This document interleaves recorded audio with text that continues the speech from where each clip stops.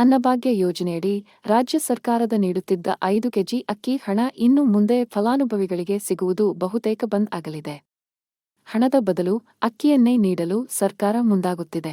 ಅಕ್ಕಿ ಕೊಡಲು ಕೇಂದ್ರ ಒಪ್ಪಿಗೆ.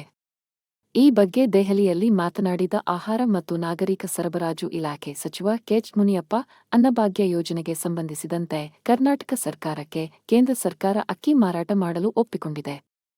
ಅಗತ್ಯ ಅಕ್ಕಿಯನ್ನು ನೀಡುತ್ತೇವೆ ಎಂದು ಸಚಿವರು ತಿಳಿಸಿದ್ದಾರೆ. ಮಾಸಿಕ 20,000 ಮೆಟ್ರಿಕ್ ಟನ್ ಅಕ್ಕಿ ಬೇಕಾಗುತ್ತದೆ.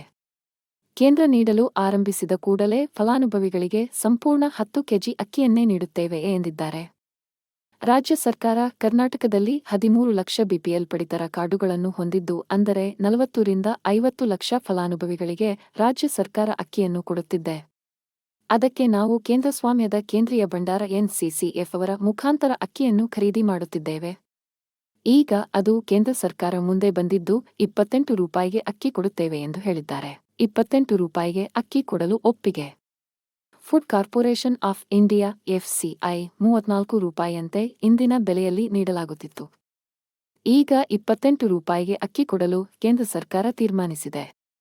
ನಾನು ಆದಷ್ಟು ಬೇಗ ಸಚಿವರಾದ ಪ್ರಹ್ಲಾದ್ ಜೋಶಿಯವರನ್ನು ಮಾತನಾಡಿ ನಮ್ಮ ರಾಜ್ಯಕ್ಕೆ ಬೇಕಾಗಿರುವ ಅಕ್ಕಿಯನ್ನು ತೆಗೆದುಕೊಳ್ಳಬೇಕಾಗುತ್ತದೆ.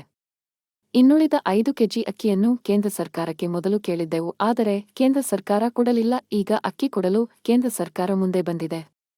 ಅದಕ್ಕೆ ನಾನು ಸ್ವಾಗತಿಸುತ್ತೇನೆ ಎಂದು ತಿಳಿಸಿದರು.